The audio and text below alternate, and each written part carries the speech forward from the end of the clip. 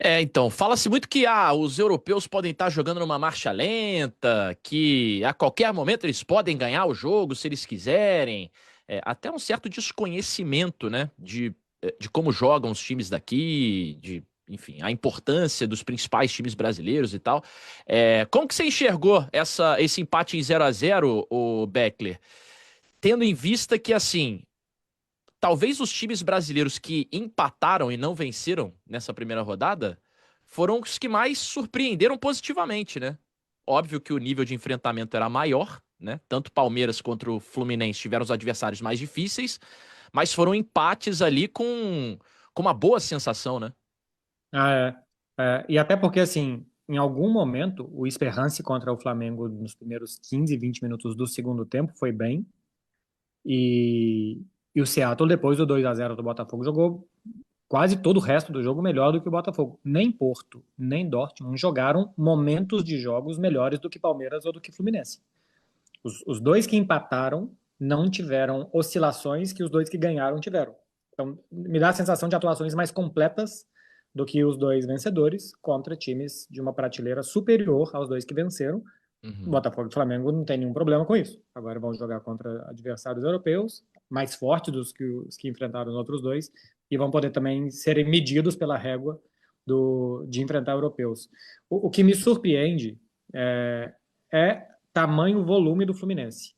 Porque, assim, quando a gente fala de futebol europeu, nós mesmos estamos muito acostumados a ver os grandes jogos. Para ver um jogo de Bundesliga, o normal é ver o Bayern contra o Leipzig, o Bayern contra o Dortmund, o Bayern contra o Leverkusen contra. É difícil parar para ver Dortmund-São Paulo.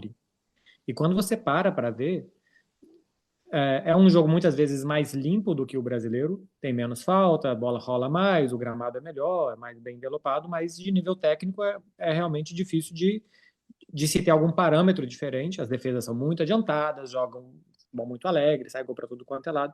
Então, que o Fluminense tenha jogado muito melhor é o que me surpreende. Que tenha podido vencer não me surpreende em nada.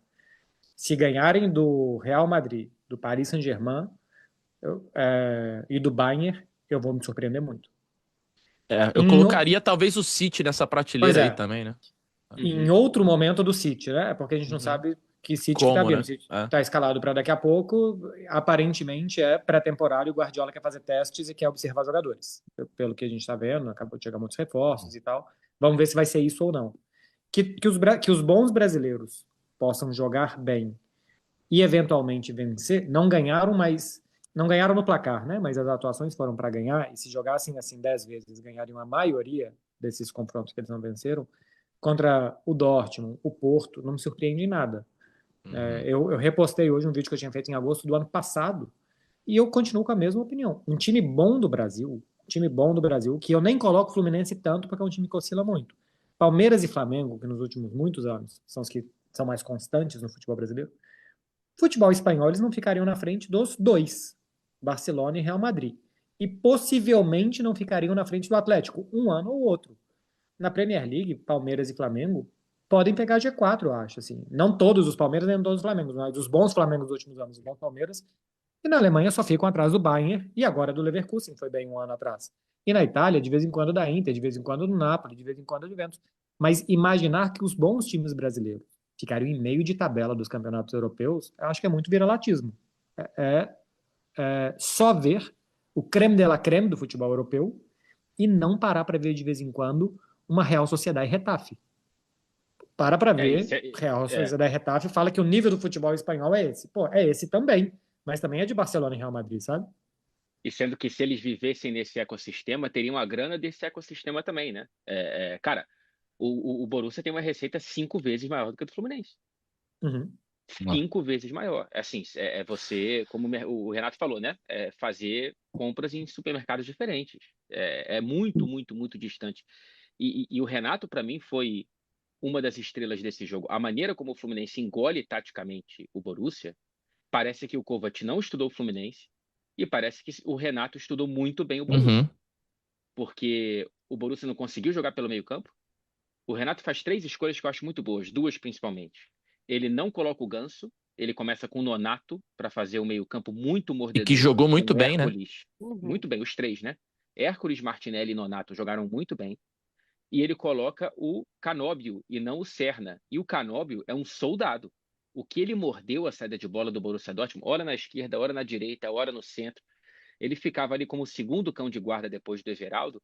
São duas mexidas que, se fosse com o Serna e com o Ganso, o Fluminense teria muito menos essa capacidade. Então é isso, 5 vezes menos receita, e nesse jogo consegue escalar um time que entregou muito mais volume, como o Marcelo disse. E com uma leitura muito boa, né? Assim, o que o Dortmund faz é o típico futebol alemão de jogos de lá e cá. Defesa muito alta, lançamento, velocidade, corre. O Fluminense conseguiu ter uma inteligência muito boa para não permitir bons passes e para correr bem para trás. O jogo do Thiago Silva é um absurdo, assim. A capacidade dele de controlar o Guirassy e de controlar a linha do Fluminense, né? Onde tem que estar posicionada a linha do Fluminense. Ele, como líder da defesa, é normalmente quem marca a posição. Fez isso muito bem. Então, a capacidade do Fluminense de não permitir um jogo de lá e cá e só um jogo de lá e não cá, né? Assim, não permitir que o Dortmund ou não se fechar muito perto do gol, para que o Dortmund tenha volume de jogo perto do seu gol, e nem ficar tão avançado que tem bola nas costas. A defesa do Fluminense ficou no meio do caminho, todo mundo muito juntinho para não permitir passe entre linha, o passe tinha que vir no zagueiro, os atacantes pressionaram muito bem, o Dortmund tinha que fazer a não lançar a bola para uma defesa que estava esperando lançar a bola. O Fluminense recuperava, corria. E quando o Fluminense marcava um pouquinho mais, mordia e atacava muito rápido com áreas. Um jogo taticamente cravado do Renato Gaúcho. E sobre o Thiago Silva, desculpa, Tati, eu defendo já há algum tempo. Para mim, ele tem que estar na conversa da Copa de 26, tá? É um zagueiro muito, muito tecnicamente superior aos pares a nível mundial. Eu sei que são 40 anos de idade, eu tô falando para ele estar no grupo, na conversa para talvez estar no grupo. Não sei se titular. É porque a zaga a gente tem muito boas opções, né? A gente tem Marquinhos, a gente tem Militão, a gente tem Bremer, o Alexandro agora foi muito bem nessa data FIFA, Magalhães. o Gabriel Magalhães, o Murilo e o Thiago Silva, em termos técnicos, para mim nenhum se compara a ele. Para mim o Thiago Silva é um dos melhores zagueiros do século, olhando para o futebol mundial. E ele jogando o que ele ainda está jogando, se cuidando como ele está se cuidando, se ele chega como ele está agora no ano que vem, e um ano é muito tempo para quem tem 40 anos, eu acho que ele deveria estar na conversa, sim. Deixa eu dar um salve só pra galera que chegou do De Placa. Daqui a pouquinho a gente vai falar muito da estreia do Real Madrid e também da estreia do City, tá? 2 times que entram em campo hoje pelo Mundial de Clubes. A gente tá passando aqui um pouco do nosso pente nesse Fluminense e Borussia Dortmund. E a gente usou aqui muitas vezes a palavra surpreendente, né, para falar desse jogo. E essa é muito uma visão brasileira, né? Daqui a pouco eu quero entrar também nesse tema do complexo do brasileiro, de se sentir inferior, algo que o Beckler já falou um pouco. Eu tenho uma visão um pouco mais ampla também disso.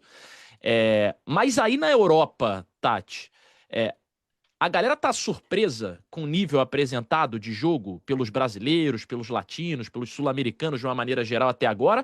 Ou não se fala muito disso aí? É uma parada que mais os brasileiros têm a sensação de querer se provar e tal? Não, e a Tati ainda estava na transmissão do Marca, né? Então. É muito assim, eu acho que a gente não pode colocar todo mundo no mesmo saco, porque tem uma galera, principalmente os clubes argentinos são mais acompanhados, principalmente pelos espanhóis, até porque tem uma relação mais de facilidade com a língua, com o idioma e tal, para acompanhar o dia a dia. Tem muito torcedor do Boca e do River aqui em Madrid, por exemplo. Então, com o Boca e com o River, eles têm uma proximidade maior, mas com os clubes brasileiros, é interessante ver que tem uma galera que tem uma noção, porque acompanha muitos jogadores com as seleções, por exemplo. O John Arias, por exemplo, foi um dos que surpreendeu mais. Teve muita gente ontem que descobriu o John Arias, mas teve muita gente que já sabia quem era, porque já tinha visto ele jogar com a seleção, então tem de tudo. Mas eu acho que, no geral, assim, tá surpreendendo um pouco. Eu tenho ouvido, visto e lido muito a frase: os sul-americanos ainda não perderam. Os sul-americanos ainda não perderam. Então, talvez eles estivessem com a expectativa de o Palmeiras vai enfrentar o Porto, o Fluminense vai enfrentar o Dortmund, um desses vai perder. E eles estão repetindo. Os sul-americanos ainda não perderam. Então, assim, obviamente que o olhar deles está muito mais, aqui em Madrid, por exemplo, pro o que o Real Madrid vai fazer hoje, o que o Atlético de Madrid devia ter feito e não fez contra o PSG, como é que vai ser o Atlético contra o Botafogo, isso eles já estão levantando. Mas, assim, sobre os sul-americanos, eu acho que a expectativa deles era inferior do que os sul-americanos estão entregando. Até porque, repito, o que eles tinham de duelos entre sul-americanos e europeus era sempre no final da temporada dos sul-americanos. Eles nunca viram, eu Uhum. acho, os sul-americanos disputarem um jogo contra o europeu no meio da temporada dos sul-americanos. Então, isso está chamando a atenção deles, o quanto os sul-americanos estão conseguindo competir.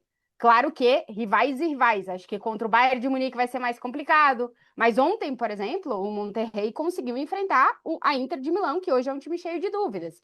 Então, eu acho que os sul-americanos, e aí eu coloco os mexicanos também na conta, entraram aqui e já estão aqui. Eles já estão olhando de outra forma. Que o olhar mudou depois dessa primeira rodada, isso com certeza.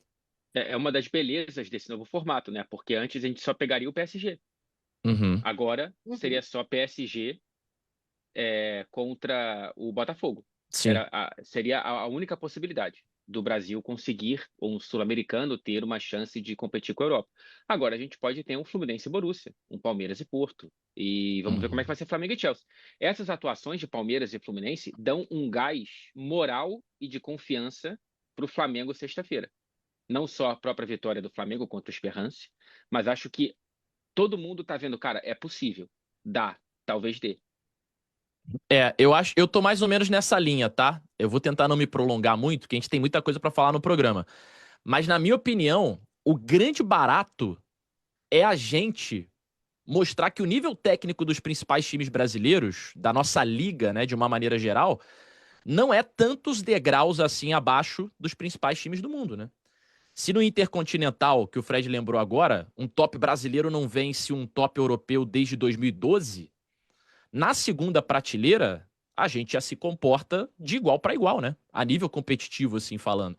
Eu acho que essa discussão de, pô, o Palmeiras, o Flamengo ficariam em qual posição em La Liga, Premier League, Campeonato Português, eu acho que acaba sendo muito raso, assim, muito superficial, né? Porque existe aí uma questão, até de contexto, sei lá, sociológico, existe uma questão cultural, questão geográfica, né? Questão de calendário, de clima. A gente viu o PSG e o Atlético agora, dois times tops, né? Sofrendo para praticar futebol no calor do Rose Bowl lá em Pasadena, pô. Os times europeus, eles possuem, em grande maioria, elencos menores, né, plantéis mais enxutos que os times brasileiros, sul-americanos, porque inclusive jogam menos partidas no ano. Em média, sei lá, uns 10 jogos a menos. O Borussia, a gente falou aqui, tinha feito o último jogo deles há um mês. Será que isso foi um fator? 50 jogos na temporada. E o Fluminense 37. Não é Então, tão distante assim. o contrário, se a gente for parar pra pensar, ele também é louco de projetar, né? Pô, o deslocamento que um time na Europa faz, ele não se compara que um clube brasileiro tem na Liga Nacional, pô. Sei lá, você pega o Fortaleza, que tá numa ponta do Brasil e que precisa viajar até Porto Alegre, na outra ponta do país, pra enfrentar o Grêmio numa rodada. Você bota aí uns 4.000 quilômetros, sei lá, na conta para os caras jogarem um jogo. É viagem de Europa League, não é viagem É. de Liga Nacional. O Brasil é um país continental, gente. A Espanha, por exemplo, é um país do tamanho de Minas Gerais, do estado. A Inglaterra é do tamanho de São Paulo, né? Se as nossas ligas fossem desse tamanho, quantos times competitivos será que a gente teria, né? Porque, por outro lado, a moeda dos europeus vale 6 vezes mais que a nossa. A lei Bosman lá atrás ferrou ainda mais os clubes latinos e tal. Para mim, é o que eu falei, ela é uma discussão muito mais profunda, assim, né? Que, pô, eu teria o maior prazer do mundo de ficar aqui falando por horas e horas, mas que eu acho que não cabe pro nosso programa a gente mergulhar só nessa ótica, né? Às vezes a galera fica nessa. Eu acho que existe o viralatismo brasileiro, e isso é o barato desse formato de mundial, né? Que prova que os times brasileiros conseguem competir, pelo menos ali na segunda prateleira. Mas existe uma discussão muito mais profunda, assim, do que só pensar nisso, né? Vamos falar de nível técnico? Tá Ó, multado, Marcelo. não estamos te ouvindo. Tem uma questão que eu acho que é assim, disso que você falou, que é a gente mostrar que o nosso campeonato é bom, que a nossa liga é boa, que a gente pode competir. A minha questão é mostrar para quem? É. Porque eu acho que eles não estão interessados. O debate de será que os brasileiros podem jogar contra os europeus não chegou aqui. É um debate do Brasil. Porque, assim, eu estou acompanhando o Mundial na DAZN, que é quem está transmitindo aqui, faz pré-jogo, jogo e pós-jogo da maioria das partidas. Você vê os narradores e comentaristas bem informados, eles entendem do Palmeiras, entendem do Benfica, do Boca, do Fluminense, os jogos que eu vi, eles entendem dos caras, quem é que vem, de onde que vem. Apareceu um cara com um chapéu de porco, o cara explicou por que era o porco, mascote do Palmeiras, como é que mudou, alguma polêmica que já teve no Brasil por conta disso. Os caras estão bem informados, mas será que os brasileiros poderiam jogar e tal? Acho que se chegar uma semifinal com 3 brasileiros, com 2 brasileiros, talvez chegue aqui esse debate. Eu acho que eles não estão interessados em debater isso. Eu acho que a gente precisa mostrar que a gente é bom, que a gente pode jogar contra os caras, evitar o viralatismo interno. É externo, isso. É sabe? provar para si próprio, né? Direto, eu tenho um quadro no meu canal, Café com Beckler. Direto eu vejo algum jogo do Campeonato Brasileiro, os comentários falam, pô, não é possível que você saiu de ver Bayern e Leverkusen para assistir Cruzeiro e Mirassol. Falo, pô, tirando o gramado, que muitas vezes é muito ruim, tem que é muita outro falta, fator, né? Que eu esqueci de falar. Tem muita falta. Que todo mundo é sem educação e eu fico muito preocupado com a saúde do goleiro que está ganhando no futebol brasileiro, porque só está ganhando que o goleiro tem uma propensão muito grande a se lesionar. Então, assim, tem pequenas coisinhas, pequenas armadilhas que o futebol brasileiro faz, que depois encontra ele mesmo, que faz o jogo ser ruim. O gramado é ruim, o árbitro quer aparecer muito, é muita cera, porque é muito competitivo, é muito passional. Mas, tirando isso, se você assiste futebol médio e não só o creme de la creme, o futebol brasileiro não é ruim. O futebol brasileiro tem muita capacidade de produzir muitos bons jogos, precisa envelopar muito melhor. Por exemplo, para mim é inadmissível o gramado do Palmeiras. É muito feio, cara. É o melhor time do Brasil junto do Flamengo nos últimos 10 anos e é a sensação que dá que não tem nada bom acontecendo ali, porque o gramado é horroroso de assistir. Então, precisa melhorar esteticamente, um pouco da educação e tal. Mas que é muito pior, se você assiste o europeu médio e o brasileiro, não é muito pior. E eu acho que a gente precisa do Mundial para a gente parar de achar isso. E não para que o europeu ache. Não vai ter amanhã num bar na Inglaterra todo mundo falando, pô, esse Fluminense, hein? Não sabia. Não vai ter, cara. Não vai ter. E não é para ter. Não precisa ter. É para a gente parar de achar que tudo no Brasil não presta e que só o daqui presta. Um complexo de inferioridade.